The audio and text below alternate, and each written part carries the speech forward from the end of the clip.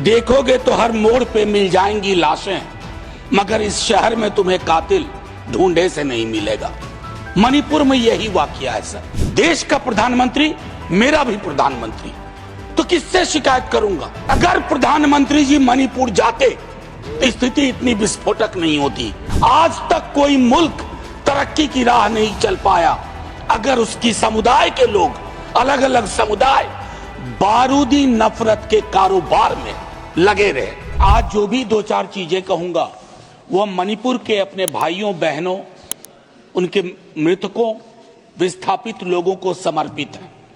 आलोचना नहीं, शिकायत नहीं, मैं अपने संदर्भ में कुछ चीजों को रखूंगा। सर, सिक्योरिटी के ऊपर आपने सोशल डेवलपमेंट के ऊपर सिक्योरिटी को तरजीह दी है। मैं सिक्योरिटी फिनोमेना को नजरअंदाज नहीं करना चाहता, लेकिन तह में अगर जाएं आप, ये मई 23 में क्यों शुरू हुआ? एक माननीय उच्च न्यायालय का निर्णय आया, हम उसका हम अवलोकन नहीं कर पाए कि इस निर्णय का अंजाम क्या होगा। जो लोग कहते हैं कि हमें अंदाजा ही नहीं था। दूसरा, ट्राइबल और रूरल डेवलपमेंट को लेकर के बहुत आशंकाएं हैं। उसमें भी एलोकेशन बहुत ही छोटा है compare to other heads. Disaster prone state है सर। हमारी सुलता जी कह रही थी स्ट्रेटेजिक इंपॉर्टेंस का स्टेट है, लेकिन डिजास्टर प्रोन भी है। वहां पर आपने 50 करोड़ रुपए मात्र एलोकेट किए हैं। ये it doesn't speak very good about us. और ट्रांसपेरेंसी, अकाउंटेबिलिटी पर कई चीजें मैं बाद में आऊंगा। एक आध मिनट अगर ज्यादा समय लूं, सर एक कोट करना चाहता हूं। जमीना बॉमन, जिगमंड बॉमन की पार्टनर थी, होलोकॉस्ट सर्वाइवर थी। उन्होंने एक लाइन लिखी विंटर इन द मॉर्निंग में, the cruellest thing about cruelty is that it dehumanises its victims before it destroys them, and thus the hardest of the struggle is to remain human in inhuman condition। इसका तर्जुमा अगर अपने हिसाब से करूं, क्रूरता के साथ सबसे क्रूर चीज यह है कि अपने विक्टिम को खत्म करने के पूर्व उनकी मानवीय मूल्यों को विलग कर देती है। अतः इस तरह के माहौल में मानवीय संवेदना को बचा कर रखना सबसे महत्वपूर्ण है। सर, हम मानवीय संवेदना को मणिपुर के बरक्स बचा के नहीं रख पाए। जैसे कहते हैं ना, देखोगे तो हर मोड़ पे मिल जाएंगी लाशें, मगर इस शहर में तुम्हें कातिल ढूंढे से नहीं मिलेगा। मणिपुर में यही वाकया है सर। मैं एक बात कई दफा पार्लियामेंट के बाहर कह चुका हूं, आज यहां दोहरा रहा हूं। चुनाव के बाद ऐसा नहीं है कि विपक्ष का कोई अलग से प्रधानमंत्री होता है। देश का प्रधानमंत्री, मेरा भी प्रधानमंत्री, तो किससे शिकायत करूंगा, किससे उम्मीद रखूंगा? और मैं आज भी कह रहा हूं कि अगर प्रधानमंत्री जी मणिपुर जाते तो स्थिति इतनी विस्फोटक नहीं होती। प्रधानमंत्री का पद और कद दोनों बड़ा होता है।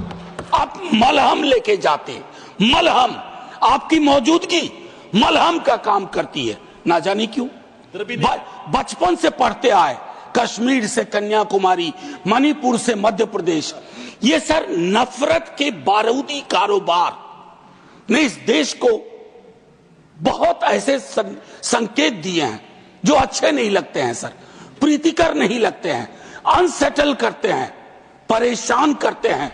मणिपुर इसका उदाहरण है, देश के अलग अलग हिस्सों में इसके उदाहरण है। मेरा सिर्फ इतना कहना है सर, आज तक कोई मुल्क तरक्की की राह नहीं चल पाया अगर उसकी समुदाय के लोग, अलग अलग समुदाय, बारूदी नफरत के कारोबार में लगे रहे। यह सीखना होगा सर। सर, लोगों का भरोसा मणिपुर में संस्थाओं से बिल्कुल उठ सा गया है। यह मैंने अपनी आंखों से देखा है सर। मैं संसदीय पार्लियामेंट्री ग्रुप ऑफ मेंबर्स के साथ गया था सर। मैं वहां के गवर्नर साहिबा से मिला, हम सब मिले सर। उनके अंदर जो भाव था, जो पीड़ा थी, वो पीड़ा मैंने दिल्ली दरबार में नहीं देखी सर। दिल्ली दरबार में उस पीड़ा का शतांश भी होता तो आज 2 वर्ष तक मणिपुर को इंतजार न करना पड़ता इस बहस के लिए, इस बातचीत के लिए। शायद आज उन्हें लग रहा हो, एक संदेश गया हो कि वो भी इस देश के हिस्सा है, क्योंकि काफी डिलेड रिस्पॉन्स रहा हमारी ओर से। एक पीस पैनल बना, माननीय उपसभापति महोदय, बनने के काल से ही, निर्माण काल से ही वो कंट्रोवर्शियल रहा। उसके कंपोजिशन को लेकर के, उसमें जो अलग अलग सदस्य थे और उसमें जो भावनाएं थी लोगों की, लोगों ने कहा कि इस पैनल को, और वो पैनल एक भी दिन काम नहीं कर पाया। सर कल्पना करिए माननीय उपसभापति महोदय, जलते हुए मणिपुर में, हिंसाग्रस्त मणिपुर में एक पैनल बना पीस का, और उस पीस पैनल की एक मीटिंग ना हो पाई हो। सर आर्म्स टूटे गए। अभी हाल में लास्ट डेट 2 बार एक्सटेंड किया गया कि हथियार लोग लौटा दें। मुझे जानकारी नहीं है कितने हथियार लौट के आ गए और कितने नहीं आए।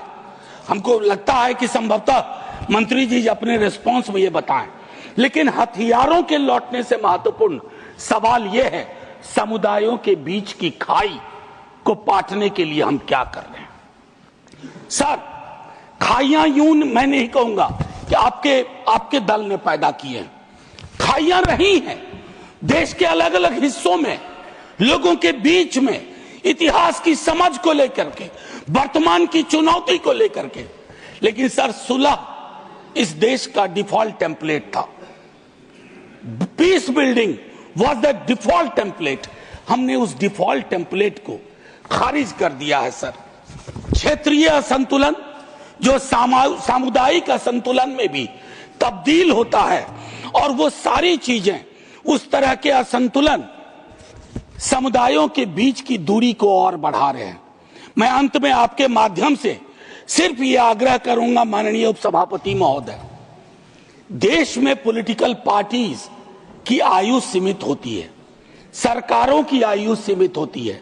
आज आपको एहसास हो रहा होगा आप अगला भी जीतेंगे, लेकिन उस अगले का कोई अगला होगा, उस अगले के अगले का कोई अगला होगा, वहां जीत की गाड़ी रुकती है। इनकी रुक गई। मैं सिर्फ इतना कहूंगा कि देश का मिजाज, अगर देश में अलग अलग हिस्सों में मणिपुर जैसे हालात रहेंगे सर, तो हम $5 ट्रिलियन की इकोनॉमी किसके लिए बना रहे हैं? क्यों कोशिश कर रहे हैं $5 ट्रिलियन की इकोनॉमी?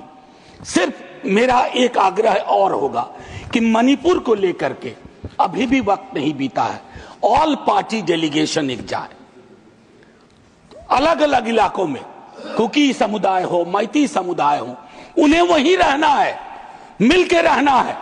जैसे नॉर्थ इंडिया में जिन समुदायों के बीच में नफरत की फसल बोई जा रही है, कोई कहीं नहीं जा रहा, यहीं रहना है। तो यहीं अगर रहना है तो शांति से रहना होगा, न्यायप्रियता के साथ रहना होगा। और अगर हम ये सुनिश्चित नहीं कर पा रहे हैं तो अपने मुंह मियां मिट्ठू बनने की कोशिश कर रहे हैं, तो मुझको लगता है सर कि हम हार जाएंगे। हमारा हारना छोड़ दीजिए सर, देश हार जाएगा, और जब देश हार जाएगा तो हमारे हाथ में कुछ भी हासिल नहीं होगा। आपको इस वक्त के लिए बहुत बहुत धन्यवाद माननीय उपसभापति महोदय। मैंने 2 मिनट आपने ज्यादा वक्त दिया।